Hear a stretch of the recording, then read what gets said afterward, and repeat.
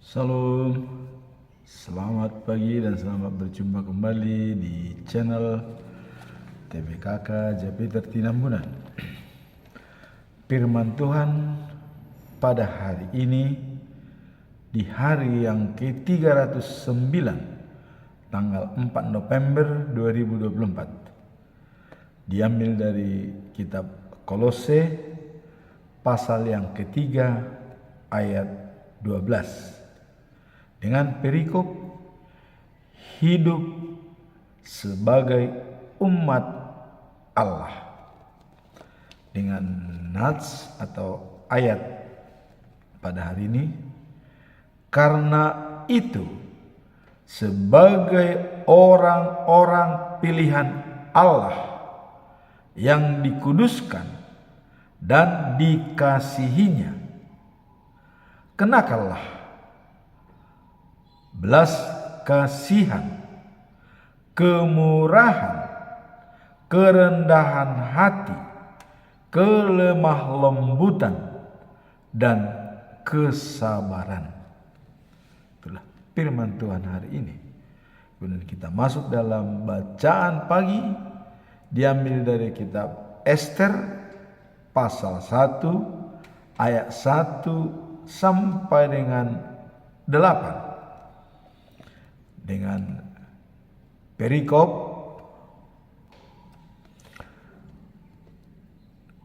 pamer kekayaan Raja Ahasweros selama 6 bulan di kerajaan Persia, kemudian mengadakan pesta 1 minggu penuh. Itulah perikopnya. Kemudian bacaan malam yaitu Habakuk pasal 2 ayat 1 sampai 14. Jawaban Tuhan kepada Habakuk. Demikianlah 3 bagian yang sudah kita sampaikan. Nah, kita masuk pada pedoman kita selama bulan November dengan topik mengasihi dengan kasih Kristus. Yohanes 13 ayat 35. Dengan demikian semua orang tahu bahwa kamu adalah murid-muridku, yaitu jikalau kamu saling mengasihi.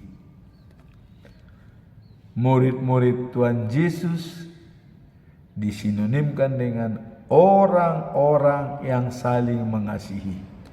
Jadi siapapun kalau sudah ada pada dirinya saling mengasihi, itu layak menjadi murid-murid Yesus. Bagaimana sebenarnya kasih Kristus yang sebenarnya? Ini yang mau kita coba bicarakan. Bagaimana sebenarnya kasih Kristus itu?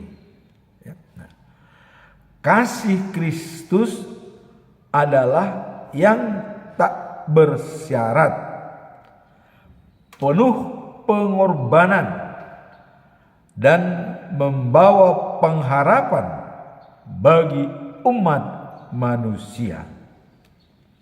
Jadi kasih Kristus itu adalah kasih yang tak bersyarat, penuh pengorbanan, dan membawa pengharapan bagi umat manusia. Dalam ajaran Kristus, kasih ditunjukkan melalui pengorbanannya di kayu salib untuk menebus dosa manusia, sehingga setiap orang yang percaya kepadanya dapat mengalami keselamatan dan kehidupan ya, yang berkelimpahan dan hidup kekal dan abadi. Matius 22 ayat 37 sampai dengan 39. Yesus mengajarkan bahwa hukum yang terbesar adalah mengasihi Tuhan dengan sepenuh hati, jiwa, dan akal budi, serta mengasihi sesama seperti diri sendiri. Jadi kasih Kristus adalah memberi teladan bagi kita untuk saling mengasihi dan melayani satu sama lain tanpa pamrih, tanpa bersungut-sungut, melakukannya dengan tulus, dengan hati yang benar.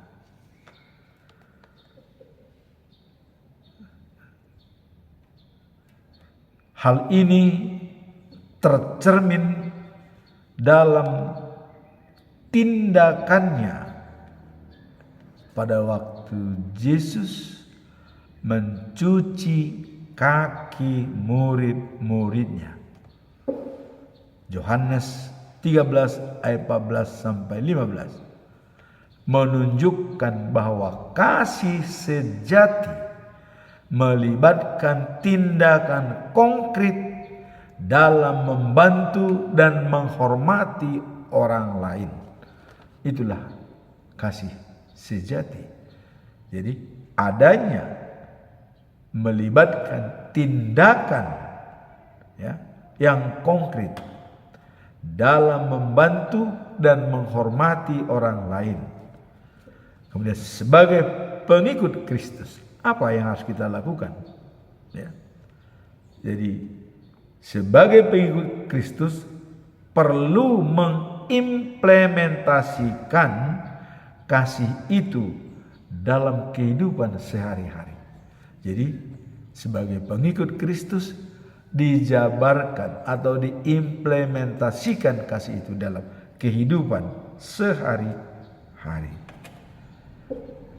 Kasih Kristus adalah kasih agape, mengasihi tanpa belas jasa, tidak perlu mengharapkan balasan, dia dengan tulus. Itulah dikatakan kasih agape. Kasih Kristus adalah pondasi dari semua hubungan yang sehat, tidak hanya dengan Tuhan, tetapi juga dengan sesama. Dia mengajarkan kita untuk mengasihi dengan tulus, menyerahkan diri, menghormati orang lain, menciptakan komunikasi yang penuh kasih dan rasa saling menghormati. Maka dikatakan dalam 1 Korintus pasal 13 ayat 13, demikianlah tinggal ketiga kasih ini, yaitu iman, pengharapan, dan kasih. Tetapi yang paling besar adalah kasih. Mengapa paling besar adalah kasih? Karena iman percaya itu masih ada di dunia. Pengharapan kita ada di dunia. Tapi setelah kita berada di dalam life after life, the news of Jerusalem, kasih itu masih tetap ada. Jadi tidak kita tinggalkan di dunia, tapi kita bawa kasih itu di dalam the news of Jerusalem. masih tetap ada saling mengasihi setelah kita berada di the news of Jerusalem. Itulah sebabnya kasih itu dikatakan lebih besar dari iman dan dari pengharapan. Dan suatu contoh nyata yang paling konkret dikatakan oleh Yesus adalah kasih bisa menutupi dosa. Itulah maka kasih dikatakan adalah lebih besar. Nah, kemudian kita masuk dalam perikop hari ini, ya, yaitu hidup sebagai umat Allah dalam Kolose 3 ayat 12. Bagaimana kita hidup sebagai umat Allah? Hidup sebagai umat Allah. Apa syarat hidup sebagai umat Allah? Ya. Nah, Yesus mengatakan kepada Nikodemus pada waktu Nikodemus bertanya, ya, siapakah umat Allah itu? Nah, umat Allah itu, kata Yesus, adalah dan bisa menjadi pewaris kerajaan surga apabila dilahirkan kembali. Wah, ini pertentangan ini dengan Nikodemus. Bagaimana kami sudah dewasa dilahirkan kembali masuk ke rahim ibu? Nah, Yesus mengatakan dilahirkan kembali adalah bukan secara fisik tetapi secara rohani, ya. Karena kita dilahirkan pertama sudah mewarisi dosa turun-temurun dari Adam. Karena Adam sudah dimarahi oleh Tuhan dan diusir dari Taman Eden sehingga tidak berhak lagi untuk hidup kekal dan sejati. Maka dengan demikian perlu dilahirkan kembali secara rohani, dibaptis dalam nama Allah Bapa, Tuhan Yesus Kristus dan Roh Kudus. Itulah yang dilahirkan kembali sehingga dia menjadi hidup baru dan meninggalkan hidup yang lama. Inilah yang termasuk dikatakan umat Allah. Nah, jadi seperti Paulus, ya, mengatakan habis gelap terbitlah terang. Paulus dalam kegelapan pada saat dia menganiaya jemaat atau murid-murid Tuhan Yesus, orang Kristen, ya, dan bahkan merencanakan pembunuhan yang sangat-sangat kejam. Tapi setelah dia ditangkap oleh Yesus untuk pengikutnya, maka Paulus mengatakan habis gelap terbitlah terang. Dia berada dalam hidup yang baru dan meninggalkan hidup yang lama. Itulah dikatakan umat Allah. Jadi umat Allah adalah datang kepada Yesus dan percaya kepada Yesus. Yohanes 6 ayat 35. Yesus mengatakan, "Akulah roti yang hidup. Datang kepadaku tidak akan kelaparan. Percaya kepadaku tidak akan kehausan." Apakah ini diartikan dalam kehidupan kita sehari-hari secara fisik? Tentu tidak. Ini diartikan dalam kebutuhan rohani spiritual kita di dalam mencapai the news of Jerusalem. Percaya dan datang kepada Yesus akan pewaris kerajaan surga, hidup yang kekal dan abadi di the New Jerusalem. Itulah yang benar-benar dikatakan menjadi umat Allah.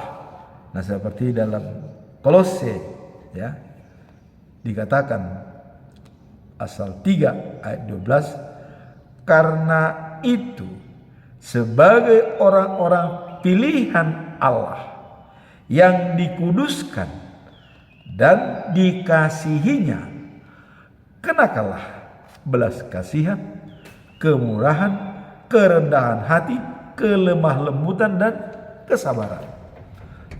Apabila kita sudah menjadi pilihan dan dipilih menjadi umat Allah, kita harus mengenakan belas kasihan, kemurahan, ya, kerendahan hati, kelemah lembutan dan kesabaran. Itulah yang dikatakan hasil dari buah-buah roh. Galatia 5 ayat 22. Dengan buah-buah roh adalah damai sejahtera, sukacita, kelemah lembutan, kesabaran, ya, penguasaan diri. Itulah syarat menjadi umat Allah dan menjadi pilihan Allah. Dan umat Allah ini sudah dipatrikan pada saat Tuhan Allah membuat perjanjian baru. Perjanjian baru itu apa? Disampaikan kepada Yeremia, ya, aku akan membuat perjanjian baru dengan bangsa Israel. Apa tuh perjanjian baru itu? Hukum-hukumku, ya, akan kutaruh, ya, dalam hatinya, kutulis dalam hatinya, dan kutaruh dalam batinnya, supaya, ya, aku menjadi Allah mereka dan mereka menjadi umatku. Nah, kemudian disempurnakan di dalam Kolose pasal 3 ayat 12 sebagai pilihan Allah yang dikasihinya, ya, dan yang dikuduskan, maka dikatakan wajib mengenakan, ya, dalam diri kita belas kasihan, kemurahan, kerendahan hati, kelemah lembutan dan kesabaran. Maka Daud, kalau kita lihat, mengatakan, ya, bahwa kemurahan dan kebajikan belaka mengikuti diri saya seumur hidup, dan saya berada di rumah Tuhan sepanjang masa. Artinya sepanjang masa sampai dia menghembuskan napas terakhir. Dirinya adalah sebagai rumah Tuhan untuk tempat kemurahan dan kebajikan. Inilah perikop pada hari ini, yaitu hidup sebagai umat Allah. Sekarang kita masuk dalam bacaan pagi, ya, yang diambil dari kitab Ester pasal yang pertama ayat 1 sampai dengan ke-8, ya. Nah, hidup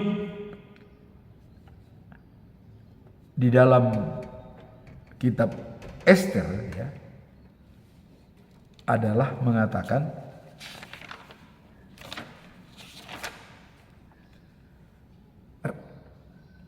adanya di dalam kerajaan memamerkan kekayaan istana oleh Ahasuerus selama 6 bulan lamanya, ya, 6 bulan. Nah, kemudian ada pesta 1 minggu penuh sebagai pesta taman untuk seluruh kerajaan Persia.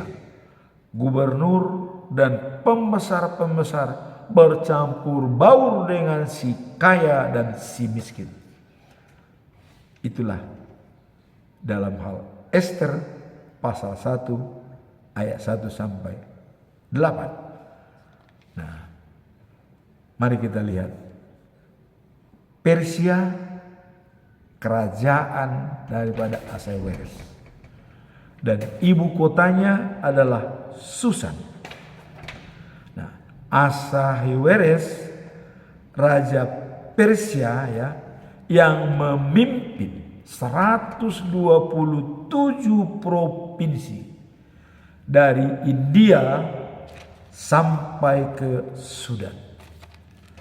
Nah, kemudian pada tahun ketiga pemerintahan Ahasweros mengadakan pesta besar untuk semua pembesar-pembesar dan petinggi-petingginya yang ada di kerajaan Persia.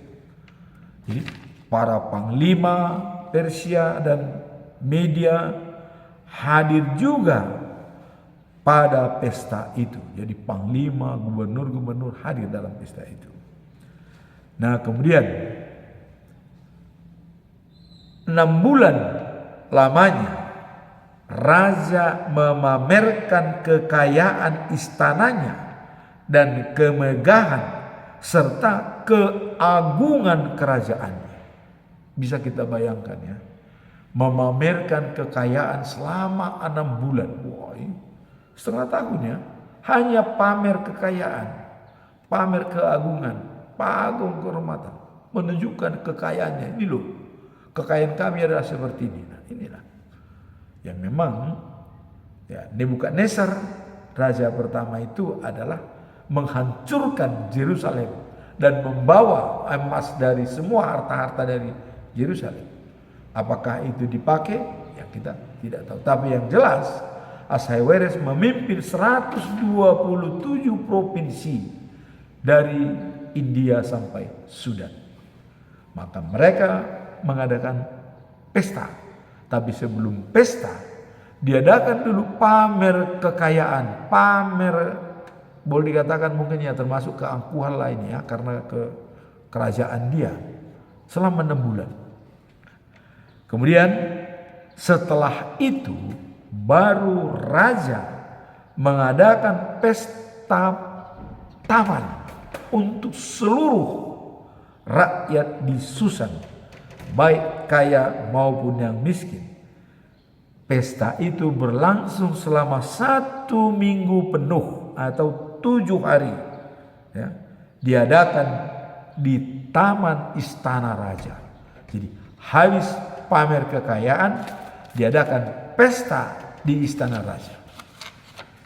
Nah, kemudian dalam pesta tersebut halaman istana dihiasi semegah mungkin dengan kain-kain linel ya, yang digantung dan warna biru ininya ya, sebagai gorden. Nah, kemudian dihiasi dengan ada gelang perak, emas ya. Nah, sangat indah. Dihiaslah taman itu dengan pakai gorden yang sangat kilau mengilau sehingga orang kagum melihat Raja Ahasweros. Kemudian ya, setelah diadakan pesta, raja menyediakan anggur yang berlimpah-limpah yang dihidangkan dalam pesta tersebut ya, dan tidak dibatasi. Anggur tersebut ya, yang dihidangkan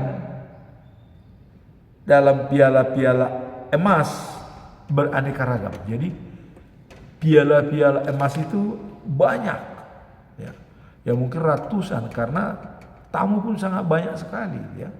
Semua coba kita dari gubernur, pembesar dari 127 provinsi, semua gubernurnya hadir, semua panglimanya hadir, semua pembesarnya hadir.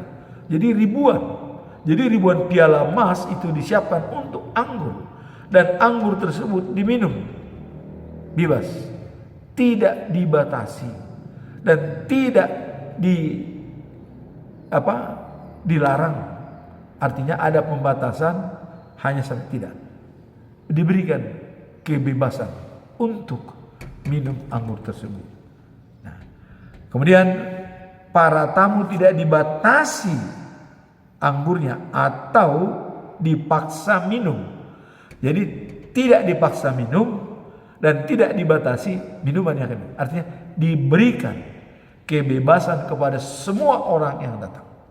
Jadi artinya sangat bersukaria dan bersukacita dengan kedatangan tamu, dan diadakan juga anggur yang tidak terbatas jumlahnya.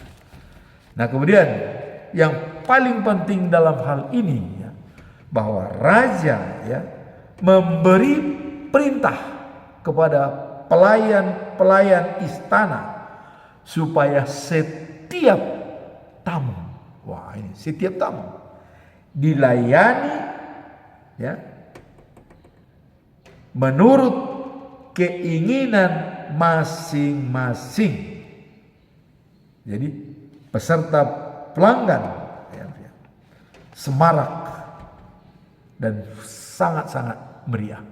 Jadi setiap tamu ya, itu diperintahkan untuk dilayani oleh setiap pelayan yang ada di sana sesuai kebutuhan. Jadi ya kalau 5.000 tamu semua minta pelayanan, ya mungkin pelayan tamunya pun ribuan ini ya, berseragam dan siap. Nah, itu pesta diadakan selama 1 minggu penuh. Wah, bukan main ya. Itu dalam kerajaan Ahasuerus ya, dan di mana istrinya adalah orang Yahudi yang bernama Esther sebagai anak angkat dari Mordekai. Ada lanjutan cerita itu, tapi nanti kita lihat bagaimana Esther bisa menjadi istri Ahasuerus.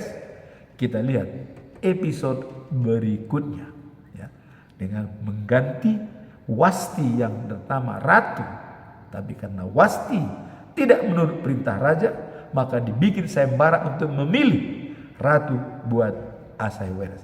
Terpilihlah Esther sebagai istri atau ratu daripada raja Ahasuerus. Kita lihat episode berikutnya. Sekarang kita masuk dalam bacaan malam ya.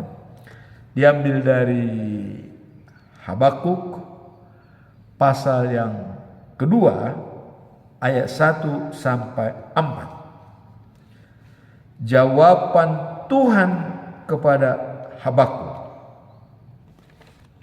Ya. Kalau kita lihat dalam ayat tersebut, Habakuk naik ke menara penjagaannya dan menunggu jawaban Tuhan. Jadi memang sangat unik sifat-sifat orang ya. Dia naik ke menara penjagaan di atas itu dan menunggu apa jawaban Tuhan. Jadi dulu memang langsung ya, Tuhan itu langsung berbicara kepada hamba-hambanya. Tapi hamba yang mana? Hamba pilihan Allah yang ditentukan sebagai penyambung lidah daripada Tuhan Allah. Tidak semua hamba yang bisa menyambung lidah ya. Jadi ada Yesaya, Yeremia dan Amos ya. Dan inilah termasuk Habakuk dan juga Hagai juga termasuk ya. Nah, di sini Habakuk ya naik ke menara penjagaan untuk menunggu jawaban Tuhan. Apakah ada jawaban Tuhan? Tuhan menjawab ya. Ada perintah dari Tuhan mengatakan, ukirlah dengan jelas pada 2 keping tanah liat apa yang kunyatakan kepadamu, supaya dapat dibaca ya oleh semua orang apabila melihat catatan tersebut. Nah, jadi Tuhan Allah menyuruh Habakuk untuk mengukirkan dalam 2 keping tanah liat. Jadi 2 keping itu sama dengan kayak loh. Kalau dulu Musa itu loh batu. Ini 2 keping dari tanah liat, ya, untuk diukirkan di sana. Nah, apakah catatan yang disampaikan oleh Allah? Nah, di situ ditulis adalah apa visi misi Tuhan datang ke dunia ini. Itu yang ditulis. Visinya adalah untuk menyelamatkan manusia, ya, dan juga untuk menghukum orang yang tidak percaya kepadanya. Itulah visi misi daripada Tuhan itu datang ke dunia. Datang kedua kali kembalinya Yesus ke bumi ini untuk menghakimi orang-orang yang hidup dan yang mati, untuk menjadi pewaris kerajaan surga. Nah, bagaimana bentuk catatan itu? Nah, kita lihat di sini. Sebab sekarang belum waktunya tiba, tapi saat itu segera tiba. Nah, ini harus dicamkan oleh Habakuk. Dan apa yang kunyatakan kepadamu pasti akan terjadi. Itu harus ditulis. Jadi apa yang dikatakan oleh Allah itu semua pasti terjadi, tidak akan diingkari, ya. Meskipun tampaknya masih lama, ya. Jadi meskipun maksudnya tampaknya masih lama, tetapi tunggu saja, saat itu pasti akan datang dan tak akan ditunda. Jadi Tuhan sudah menentukan hari itu dan Dia katakan pasti datang dan tidak akan ditunda. Ya, memang menurut kita tampaknya masih lama, ya, karena kita tidak tahu persis kapan, ya. Tapi kita harus ingat bahwa 1 hari bagi Tuhan 1000 tahun bagi manusia. Kalau Dia datang di hari ketiga, berarti tahun 3000. Kalau Dia datang di hari keempat, berarti tahun 4000. Demikian seterusnya. Tahun kelima, tahun keenam, atau hari ketujuh. Hari ketujuh adalah tahun 7000. Coba kita bayangkan. Sudah berapa puluh generasi itu berlanjut dari kita sekarang ini. Mungkin dari kita bisa sampai 26 atau 30 generasi lagi baru datang. Tapi dikatakan itu pasti datang, tidak akan ditunda. Jadi Tuhan sudah menentukan harinya. Dan dikatakan di sini tidak akan ditunda. Itu yang dituliskan oleh Habakuk supaya didengar oleh orang, ya. Tidak akan ditunda, ya. Dan ingatlah. Nah, ini yang menjadi key poin daripada masalah ini. Ingat, orang yang jahat tidak akan selamat, tetapi orang yang melakukan kehendak Allah akan hidup karena kesetiaannya kepada Allah. Jadi sudah diambil intinya. Orang yang jahat tidak akan selamat. Orang yang melakukan kehendak Allah akan menerima hidup yang kekal. Dan itulah dikatakan Allah mengundang ke perjamuan pesta di Yerusalem yang baru dengan menyediakan daging-daging yang gemuk-gemuk dan anggur yang berkualitas tanpa dibeli, diberikan gratis. Dan di tempat itu hanya Allah yang memimpin, dan tidak ada di sana lagi rumah ibadah, tidak ada. Allah yang langsung sebagai pemimpin di Yerusalem yang baru. Itulah doa Habakuk dijawab oleh Tuhan dengan menuliskan pesan. Nah, apa makna catatan Allah kepada Habakuk, ya, dalam pasal 2 ayat 1 sampai. Catatan yang harus ditulis pada kepingan tanah liat merupakan perintah untuk memberikan visi secara jelas kepada umat agar pesan Tuhan dapat dibaca dan dipahami oleh semua orang. Jadi pesan utama tadi di situ adalah orang jahat tidak akan selamat, tapi orang yang berkenaan di hati Tuhan akan mendapat kehidupan yang kekal. Terus dikatakan, waktunya tidak akan ditunda. Walaupun kamu menganggap masih lama, tapi itu sudah ditentukan oleh Allah. Itu adalah hak prerogatif dari Tuhan. Namun hari kita dekat, ya, karena kita bisa dalam 10 jam lagi sudah tiada, atau begitu kita turun sudah meninggal. Jadi kalau hari kita selalu dekat, maka kita selalu menyerahkan diri kepada Tuhan. Doa yang harus menentukan kita dalam kehidupan kita yang abadi. Nah, kemudian tanah liat merupakan perintah untuk memberikan visi secara jelas, ya, kepada umat agar pesan Tuhan dapat dibaca dan dipahami oleh semua orang. Ini menunjukkan pentingnya penegasan dan penyampaian kebenaran Tuhan kepada orang banyak. Jadi kebenaran Tuhan itu perlu diketahui oleh orang banyak.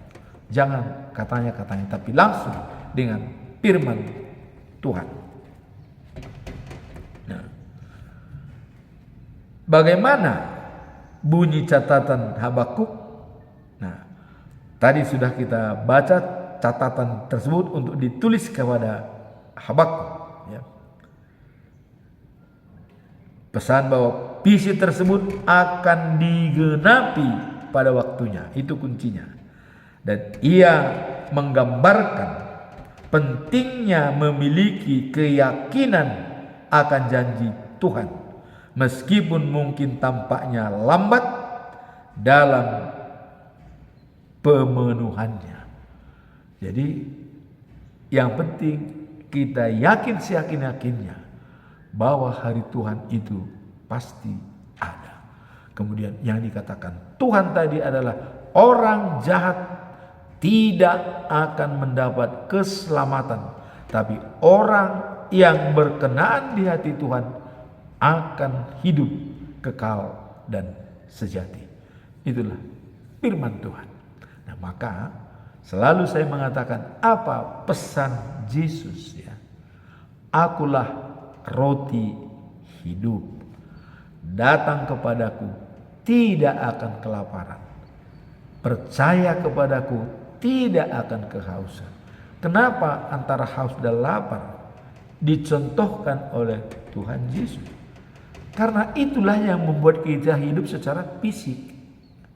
Membuat kita bisa bernapas secara fisik adanya makanan dan minuman, ya. Coba kita tidak makan sebulan, tidak makan dan tidak minum, dehidrasi, ya, dan kita akan bisa mati lemas. Nah, maka digambarkan oleh Tuhan, ya, lapar dan haus, karena itu kebutuhan sekunder yang kita dapatkan sehari-hari. Tapi maksud Yesus di sini adalah kebutuhan rohani spiritual kita untuk hidup kekal dan abadi. Itu yang dijanjikan oleh Yesus. Makanya datang kepada Dia, percaya kepada Dia, hidup sejati dan kekal akan kita terima. Demikianlah firman Tuhan pada hari ini. Semoga firman ini membawa kita semakin bersemangat dalam melaksanakan kehidupan kita sehari-hari. Dan jangan lupa kita mengenakan baju kasih, kemurahan, kelemah lembutan, dan kesabaran. Amin. Tuhan memberkati kita.